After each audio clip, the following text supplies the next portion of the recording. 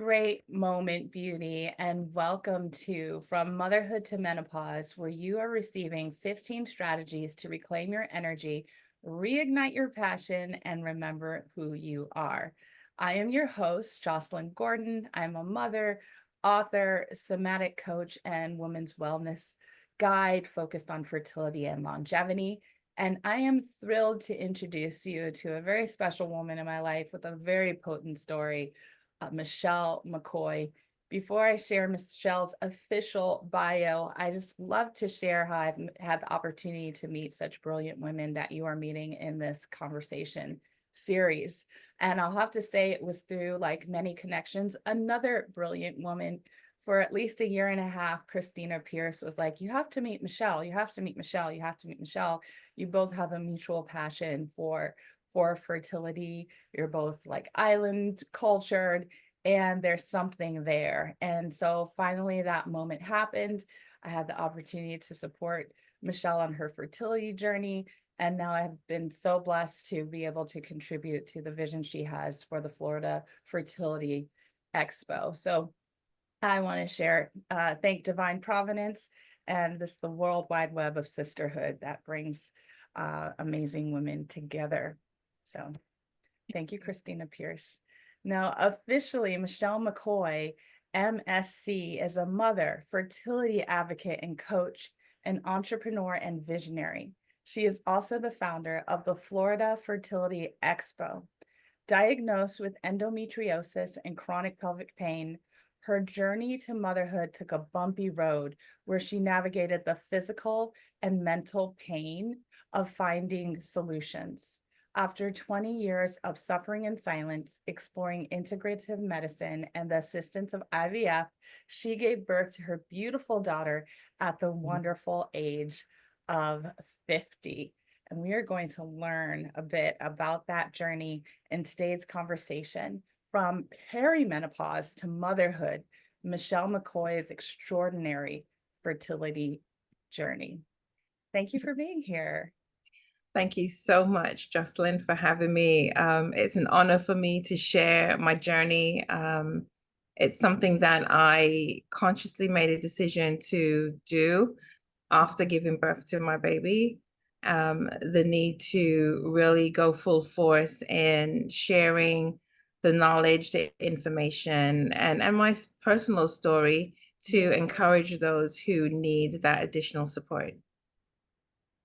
Our babies and our creations are such blessings, and you were already deeply rooted in your fertility advocacy, and then your baby came through and I made you more intent, I guess, more convicted. More What's the word you would convicted. use? Definitely more convicted, Okay. more driven, because now I definitely understand what my purpose is. Mm-hmm. My journey was a full circle, right? From having dealt with stage 4 endometriosis, going through that journey, then being diagnosed with perimenopause at a young age, and then fighting that, and then finding ways to preserve my fertility, giving up at one point, totally giving up. Mm. And then during COVID, at the age of 47, I had a 3-year window to make it happen. Yeah. And I just gave it all that I could. We had 2 failed IVFs.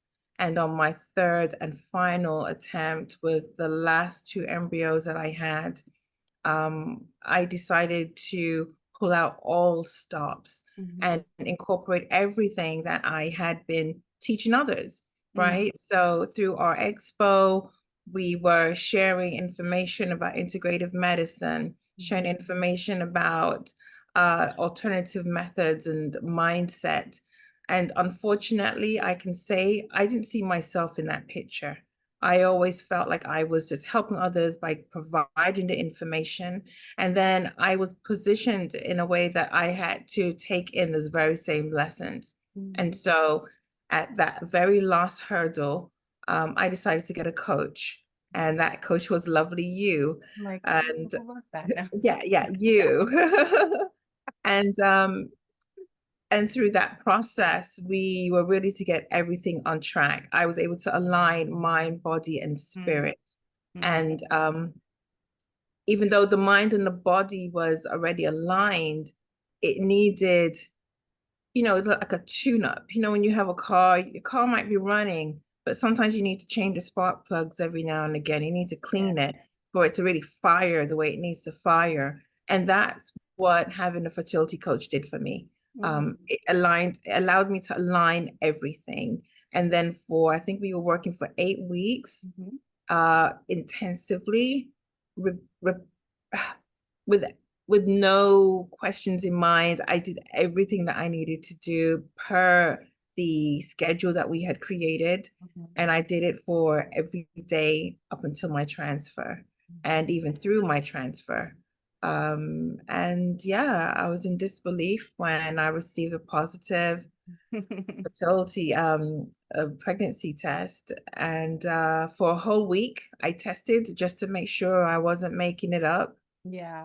It was confirmed. And then I went through my pregnancy, and now I've had that full 360 experience of going into the fourth trimester, which no one really talks about, Mhm. and having dealt with menopause prior to, because of the medications that I've been put on. Mhm. And now we have a baby. Now we have a beautiful baby. She's She's gorgeous. rambunctious. She has She has her a own strong voice. personality. Yes. Sorry. She has a strong voice. Oh, she's gonna knock out Mariah Carey for sure. She can scream. And she's not screaming in pain. She's just talking, and she's hollering. And I'm excited for that. I'm excited to see her meet all her milestones. And I'm just feeling very, very fortunate and very blessed to be able to share this story, and also just to let others know that you should never stop believing. Hmm. Oh, I stopped believing. And then at that last threshold, it was during COVID, then that reality hit me Yeah. that I wanted more out of my life than just work, work, work. Um, and my motherhood definition, it has a very unique definition too. So I will add that not only did I give birth to Mhm. my own child, but prior to that, Mhm. during COVID, I decided to become a foster parent. And again, that was me finding a way to heal a wound that Mhm. was gaping. And I became a foster parent, and it so meant that I was given siblings. Within 2 weeks of being certified, I received two girls who were sisters, and they're girls of color, and they needed a mother. And they've been with me for 3 years. We are pursuing adoption, simply because I feel within my heart that they were sent to me at a time where I needed love and they needed that love and guidance. And here it is now that they're in my world. It's only fit for me to trust the Oh, universe yeah. and adopt them and keep them within my world, so that we can continue that journey together, because we were brought together in a very special way. They might not understand it because they're children, but when they become adults, they'll eventually understand. And Mm. so for me, I think it's my purpose to keep us all together. So now I'm a mother of three, Wow.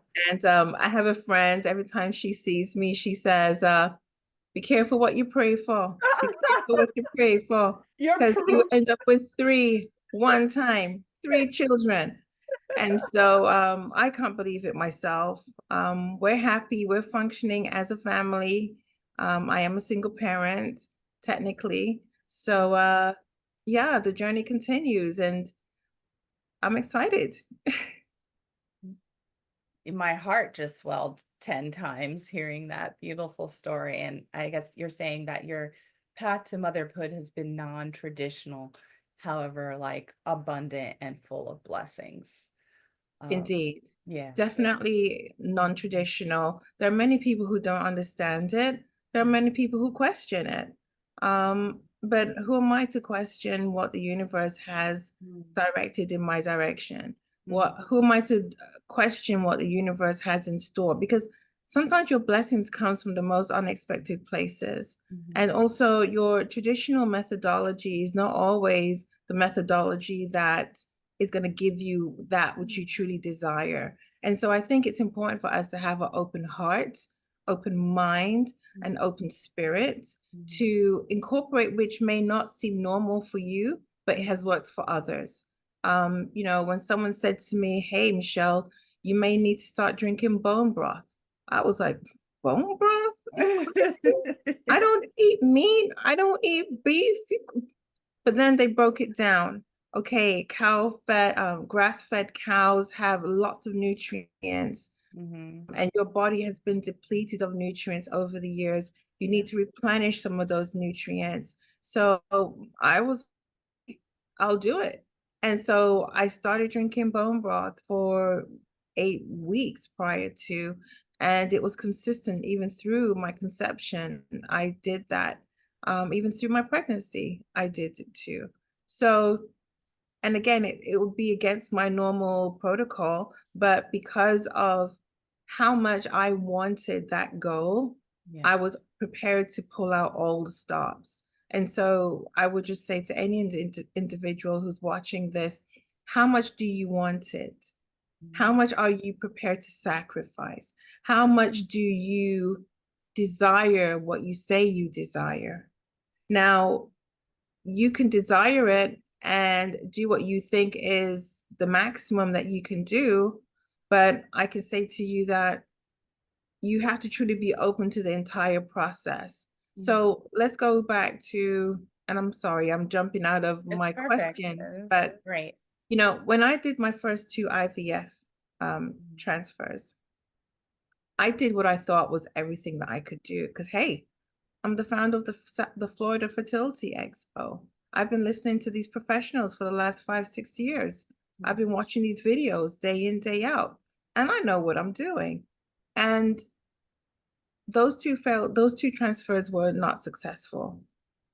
The difference between those transfers and my final transfer was me truly aligning mind, body, and spirit. And it took someone for me to be accountable to. Mhm. It took someone helping me navigate the path Mhm. for me to be coachable Mhm. and for me to be open, you know.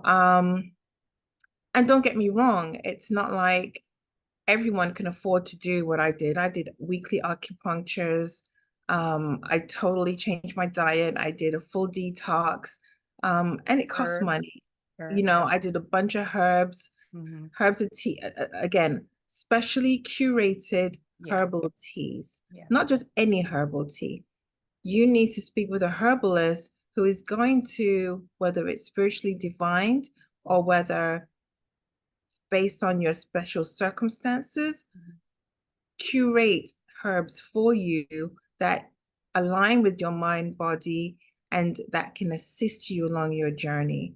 Not everyone, I mean, I was drinking raspberry tea every day, but Mhm. raspberry tea by itself was not what calmed my energy and calmed my spirit based on my past life experiences and traumas, which Mhm. we all carry. And so I had to let go of the past in order to open myself for the future.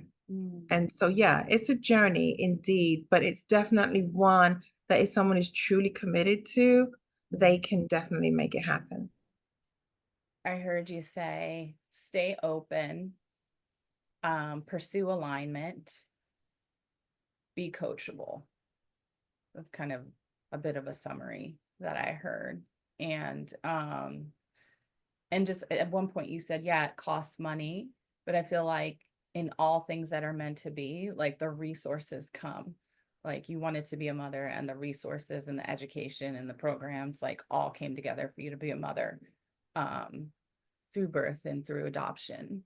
So like trusting the process and being open to the people, the money, the serendipitous engagement to make it so. a bit about Indeed. what I heard. Indeed. Definitely. All of the above is Yeah. correct. And something else you said earlier, it's like I mean, you had created a container for this desire. Like you created the Florida Fertility Expo, surrounded yourself with experts. Um, so you were in the container and you were like doing the things. And then you said, at one point you lost hope. But I'd like to point out that you still stayed in the container. Like even though you lost hope, you were still in this specialized environment. You were still like doing certain things. So I just also feel like that's part of the journey. Just like there are stages of grief, there are like stages of manifestation, stages of faith that include like, I don't think this is really going to happen for me, but yet you still stayed with it. Um, and now you have the beautiful fruit that is your gorgeous family. So that's just something I wanted to point out, that a loss of faith is something that can happen on the journey, but that doesn't mean quote unquote failure. Indeed. You can lose faith, and that's normal. Actually, it's expected. Exactly. It's like running a marathon, you run that marathon and then you get tired. And then while you're running the marathon, you may stop running and you might just start walking. Yeah. But you can't just jump out of the marathon because you still have to get to the destination, right? No one's going to pick you up along the way. So your pace may slow down, but you keep walking until you get the encouragement of maybe a bystander shouts out, "Hey, you can do it, girl. You know you can Yeah. do it. Girl, get back in that race, girl. You can make it happen." And then you just find this last jolt of energy and then you just start running again, Yeah. I think during COVID for me, I think subconsciously prior to COVID, I had slowed down. Mm. I had technically lost hope. I Mm. was just doing the nonchalant, what had to be done. But then during COVID, that was my injection of revisioning myself. You were forced to look, a lot of people were Yeah. forced to look at themselves during COVID and determine what is really important to you. Is it work, work, work? I mean, because I do events Mhm. and all my events ended. I became a Netflix baby. I was flicking through Netflix, trying to figure out how to pivot my event online. But I realized that there was so much more to my life than that, and I wanted the love that I have within me, I wanted to share it. Mm. And so, again, trusting the process, like you said, my girls, my older girls, they were 7 and 8 at the time.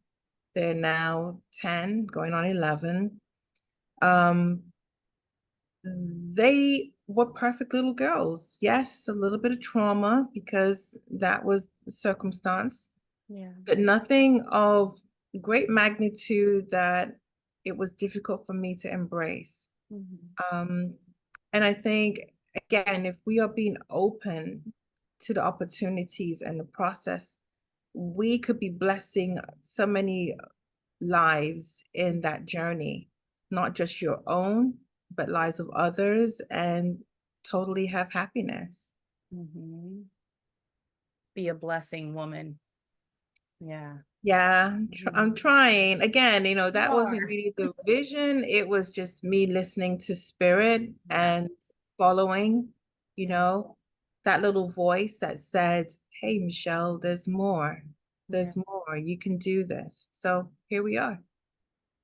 So, fun question. You are in a postpartum state, and also chronologically perimenopausal again, or like, so as a mom who had a child at 41, I went through the postpartum hormonal changes whilst also having a pubescent teenager in the house, whilst also being chronologically possibly like perimenopausal. So this is a surprise question for you, but like, what is your postpartum journey been like physiologically, hormonally, and emotionally?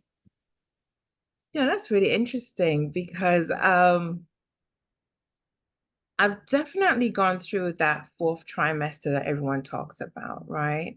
And I think it's a 3 to 4 month window that is very, very important. Mhm.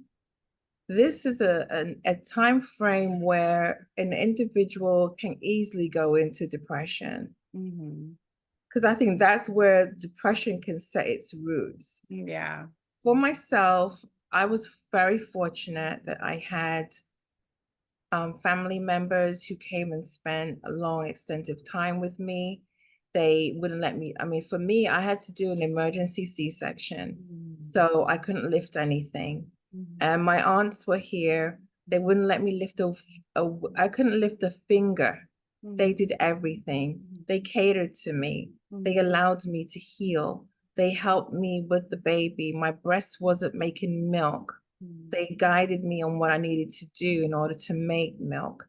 Um, they normalized a lot of things that I was very unsure of.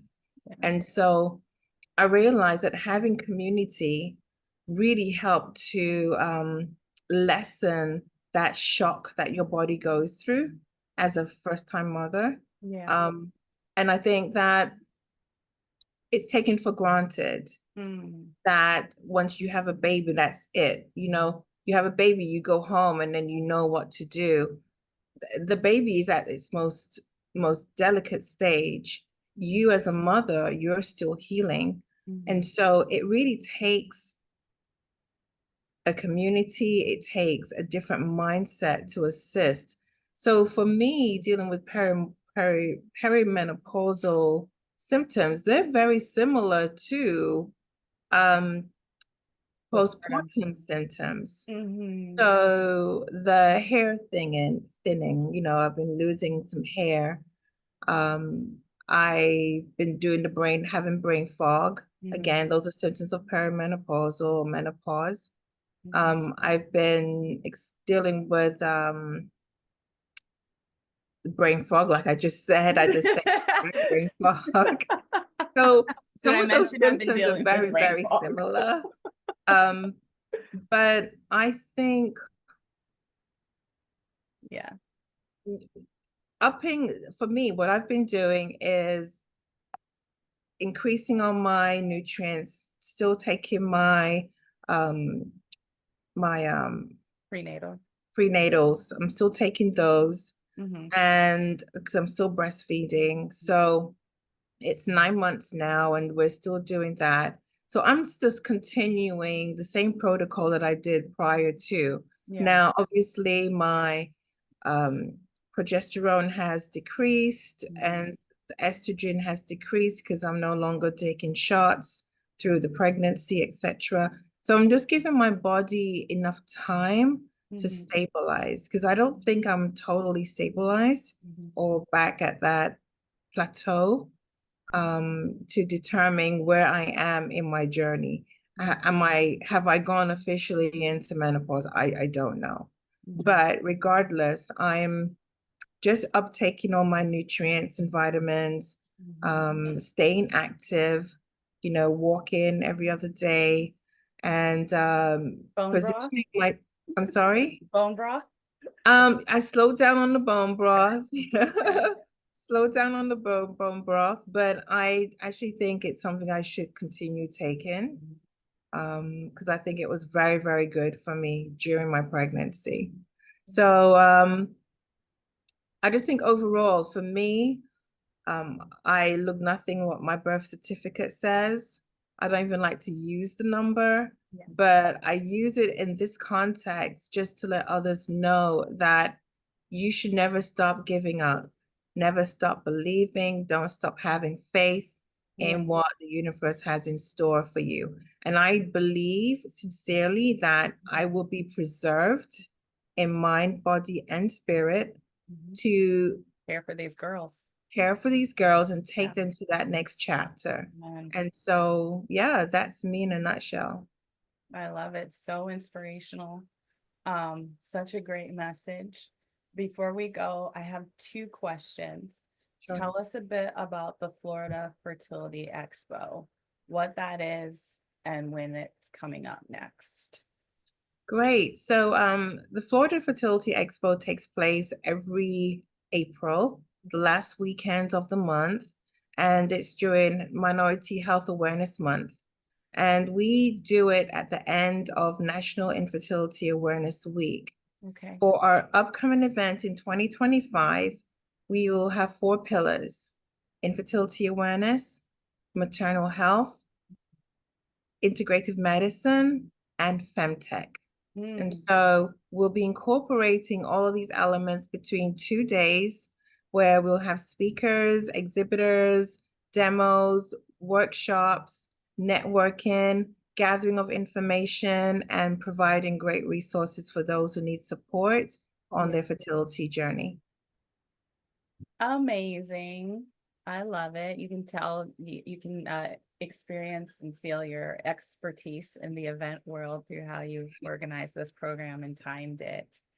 And it's not just for women. That's something that came out, even more so with the one in April. This is men participate, partners participate in the Yeah, event. it's for everyone on their journey, every community, regardless of where you are, same-sex community, Spanish speaking. You have Spanish speaking workshops. Yeah, we yeah. do have a lot of guests from South America who come and visit and participate. Mhm, So it's definitely an international integrative event, mhm. full of networking and great support for those who need it.